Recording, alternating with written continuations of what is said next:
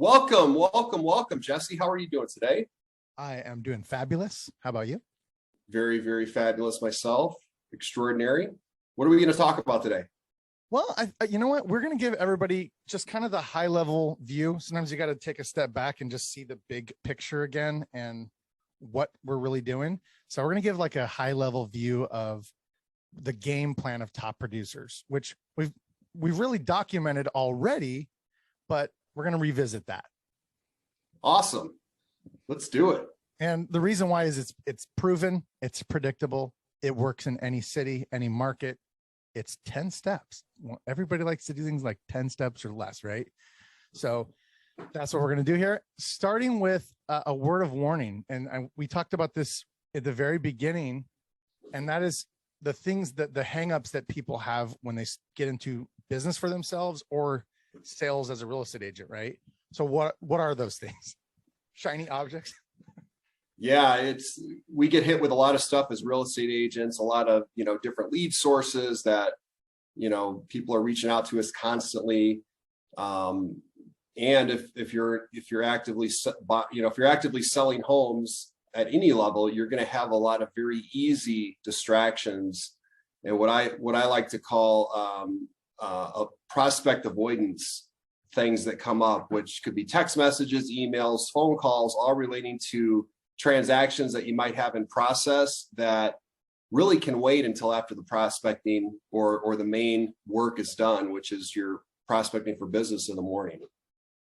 Yeah. And I think a lot of people also lose sight of, the reason why we get derailed and go for shiny objects is because we lose track of the process that there's a plan, there's specific tasks and tools that we need to access every day, whether it's a calling tool or a list of prospects. And then we just got to do the work. I think we lose sight of, we just got to do the work. Right. Big picture, keep it simple. And we're going to go over how to keep it simple and set yourself up for success. Starting with the blueprint, right? There you go. This is the blueprint. This is the 10 things that you need to work on in your business on a daily basis. Man, hasn't changed a bit. I mean, this still rings true, even in COVID, riots, whatever's going on, whatever the economy is, good or bad, this is going to work. This is, I can name 100 top producers that I know that follow this exact blueprint, and, they're doing anywhere from 250,000 up to 2.5, 3.5 million or more a year in gross commissions. So what's step one, Jesse? So step one is mindset, getting the right mindset. Right. Get the right mindset. You have to make a decision. I want to double my business in 2022. I have the ability to do that because I'm prepared. I have the right people around me. I have the right coaching. And I've done it in the past. I know that I can double my business. I have confidence in myself and I'm prepared. So you have to make that decision of what you want to do. And that decision is going to dictate the rest of the path that you take throughout your year or however long your goal is. And one of the things you've talked about a lot, Steve, is like your inputs. What is giving you negative or positive thoughts? You want to talk about that? Yeah, absolutely.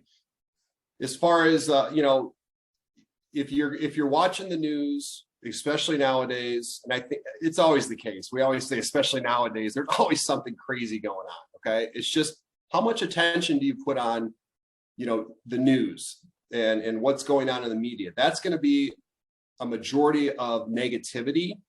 So I try to avoid that. And I take it the complete opposite direction. I do a 180. And I feed my mind with positive videos, with positive books that I read, with mastermind groups, with high achievers. I absorb that stuff and I train my brain and I influence myself with things like that. And I think the biggest positive thing that you could do for your mindset is have a daily routine where you exercise, where you meditate, and where you read 10 pages of an influential or, of a book, a self-help book, a business book, something that's going to put you in a positive mindset and get you motivated. So that's key to keeping that mindset strong throughout the year. And I would say we put this as number one because it is something you do every single day. It is going to be 80% of your mental hurdles as a self-employed or business owner is your mindset. So it's number one for a reason. So, absolutely. Without that, you don't have anything. So number two is goals, right? We have business plan where we document what starts with what do you want to accomplish, right? Before you map out the rest. So what does that mean? Yeah, you want to define your goals. And what I was taught through many coaches, mentors, and very high level achievers is you have to write them down. So define exactly what your goal is. And right now it's the end of the year. So we're talking about your next year, or, I consider this 2022 already, because what you do today and the goal you set today is what's going to start happening 60, 90 days down the road, which is basically, January, February. So you want to define your goals specifically. And if you're a real estate agent, that means how many homes do I want to sell in 2022? How much money do I want to make? What's the GCI goal that I have for the year? And those are the key metrics, the key goals. And you also, obviously, you want to set other goals for your life and your relationships, family. You don't just want to make it all about business, but this is really about defining your business and income goals as far as it relates to this blueprint. Okay. And so from those goals, that's going to turn into, you got to put some legs on it, right? Yeah. You could have the goals. You could write down, hey, I want to make $1 million of GCI. And, you could say, I want to sell 100 homes, make $1 million. Well, first of all, does 100 homes in your market equal $1 million in GCI? You have to figure that out. So you have to know your numbers. And obviously we can help you with that. That's an easy calculation to figure out. But once you have a goal, you then need to write a business plan on how to achieve that goal. So your business plan is the blueprint, so to speak, no pun intended. The business plan is the blueprint on how you get from where you're at right now to achieving that end goal. So what a business plan in our business looks like is how many contacts or how many leads or how many people do I need to speak to on a daily basis over the year, which we use a 240 working day calendar year. How many people do I need to speak to each day, each one of those working days, in order to achieve the closed number of deals that I want to close in 2022? And then you write that out. It's a calculation, and then that takes us to the next step, which is what, Jesse? Creating a solid schedule. God, this is really complicated, isn't it? I'm telling you, it's man, oh man. I've said it 100 times, but I'm confused. This is probably the hardest part for me. I think it's, and I can make an excuse to say it's my ADHD, but this is probably like where a lot of people get through 1, 2, and 3, and then they stop here. Yeah, this is it. The schedule. So Jesse, have you ever worked any other job besides being a real estate agent? Oh yeah. And they say you be here every Monday through Friday from 9 o'clock till 5 o'clock. Oh man. Yeah. I've worked a few jobs in my life. I've worked, I worked at pizza places when I was a kid, all the way to, I worked at on the trading floors at the Chicago Mercantile Exchange. And guess what? If I didn't show up on time or early to those jobs and had a schedule that I had to stick to, I was fired. There was no ifs, ands, or buts about it. You were there to do a job and you get paid for it. Well, guess what? If you treat your real estate business like that, in a sense, you're going to have 90% more effective results than the rest of the agent world out there, because you're going to create a schedule. And if you stick to that schedule, you'll easily and effortlessly be able to carry out your business plan by following that schedule, and just treat it like a job. Even if it's just for 4 hours a day, you can make $300,000, $400,000, $500,000 a year in real estate, working 4 hours a day, if you follow a schedule. That's the key. And you know, I found a lot of people, myself, and I'm putting myself in this, because if you don't time block the things that will move the needle in your business, you'll be like, oh, I don't really have anything much going on today or this afternoon. When really you could time block lead follow-up or work on a new source of business, like block it out on your calendar so you do have stuff to do. Yeah, when you actually, have a schedule and you follow it, you time block, following a schedule and the discipline is going to create more freedom in your life. It always does. It's amazing. And one of the things that helps do that is step number 5, which is get accountability. Right. There's so many different ways about, going about this, Jesse, but I would say number 1, I'm accountable to this coaching call every week at 1:30. And so are the people that are on this call. I applaud you that are here today. That's accountability. All right. Some of the other things that we do during the week with the extreme agents and with John's size group is accountability. I show up at 10 a.m., 8 a.m. Pacific to a role play group every Monday. We show up to mastermind groups. We have and that's really where I first learned about accountability as far as business accountability as a real estate agent, was through mastermind groups. And that's where Jesse and I met, more or less, was through one of our mastermind groups. And within that, we held each other accountable because we all had goals and we were all on the same path. And it was very, very, very beneficial to get accountability through the partners in the mastermind group. And guys, there's hundreds of people in just our group alone that would be your accountability partner and keep you accountable. So the opportunity is definitely there right here and right now. Bam. You can get a spouse to involve too. Trust me, they'll write you. They'll be like, hey, you said you're going to do this, do it, right? Only if you're going to do it though. You don't want to get, in any hot water there. Okay. So another good way of accountability is actually practicing your scripts and the things you need to say to be a good salesperson, right? Absolutely.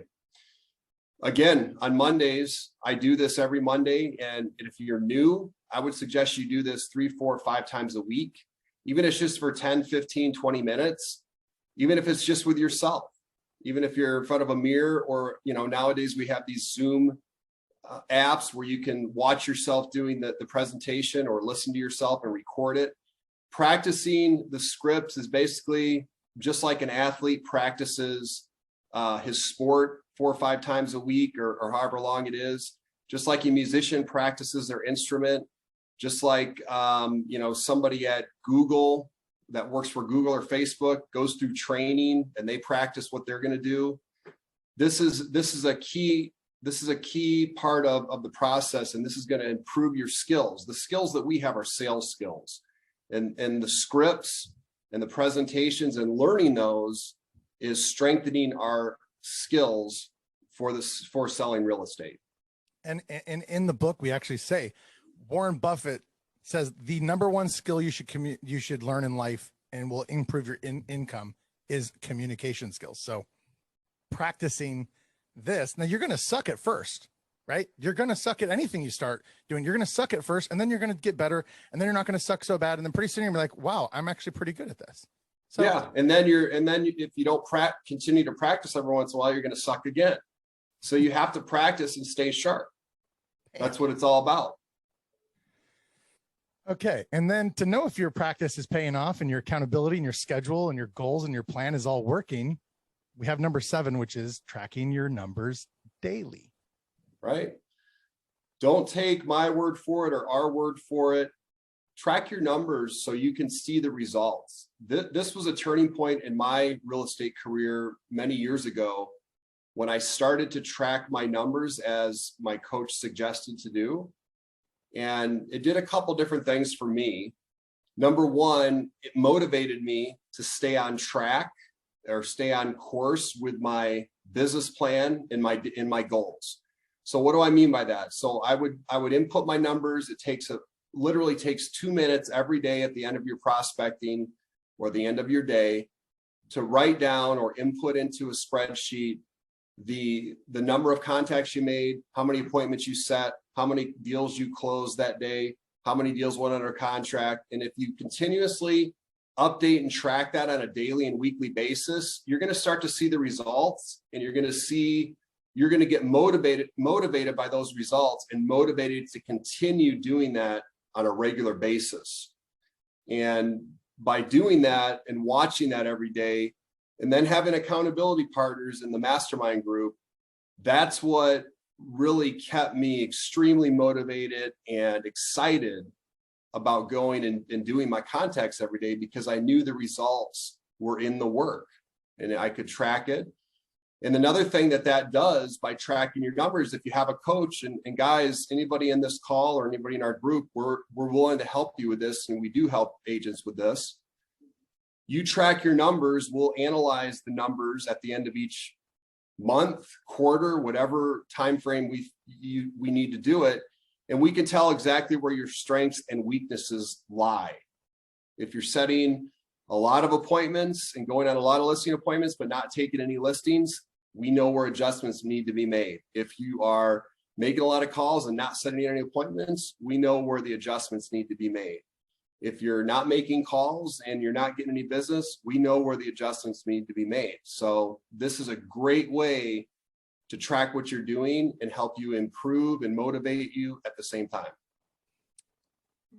That was good. It will also help you when you're building a team to know, hey, this is what I can expect of somebody starting out, because I've been there and I started out and I know it took me 120 contacts to get a listing appointment, and then it took me 100, and then it took me 80. So it's such a powerful thing, and a lot of people avoid it because the numbers don't lie. It tells you the truth, but it's one of the best things to help you. So that's what our coach, the numbers don't lie, is what our coach would always say. And it rings true. So when people say prospecting doesn't work, we're like, well, the numbers don't lie. So it actually does. All right, yeah. Number 8. So this is a big one. Like in our 10-step blueprint, we actually outline this over it kind of covers several chapters of prospecting as a form of lead generation, and also marketing for listings and buyers. You want to talk about kind of both of those, Steve? Absolutely. So there's a lot of different ways to get business in real estate, in the real estate market as a real estate agent. But at the end of the day, you're going to have to talk to people, whether or not it's somebody that calls you up and says, come list my house, or it's a family member or a friend or past client that says, I have a friend that wants to sell their house, or it's an incoming lead, or whatever it is, you're going to have to talk to people, right? So the way that we do this is when you write a business plan, within your business plan and your schedule, you're going to have time blocked when you're going to talk to people, a majority of those people. And those are either going to be through prospecting, outbound prospecting, calling expired, canceled, for sale by owner, just listed calls, just sold calls, calling your sphere of influence or database, or any number of other outbound leads that you can call. Now, there's also going to be incoming leads that you have from lead sources that may be paid or referral type lead sources or internet leads. Those are also contacts or considered prospecting. And marketing for listings and buyers, that's going to be a lot of incoming stuff as well. So if you're doing some sort of marketing as far as like a mailer, or you're doing internet marketing, or Google ad marketing, or whatever you're doing to get leads and market for those, whether it's listings, buyers, or sellers, you have it time blocked for most of those, a majority of them, and then you spend time talking to those people, and that's part of your business plan on your schedule, how many people you should talk to during that time frame each day to hit your goal. Bam. And top producers spend a bulk of their time on number 8, keeping the flow of the pipeline. I was told when I first started, hey, if you don't have a pipeline that's full, it's just a pipe dream. It's just nice. So you better keep it full. And that's why we say, hey, get more sources, but make sure that you hone in Find the one that's working for you and that you like, and it moves the needle for you, and just do it consistently. So yeah, that's it. it's a big topic though. And we cover that in a lot of other calls. All right. Business systems. This is the part that people avoid because it doesn't feel like it's going to help their business or generate any money. Yeah, this is a big one, Jesse. And I would say a couple of things here. Use the KISS method. Keep it simple, stupid. Don't overwhelm yourself with business systems and processes.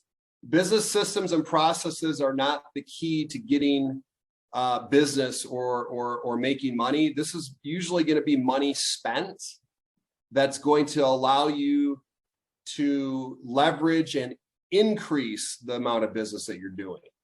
So you want to have a CRM or somewhere that you're keeping your leads and manage, so you can easily manage those leads. You can follow up with those leads. You have, you keep track of everything. Basically, it's a place to keep track of it all.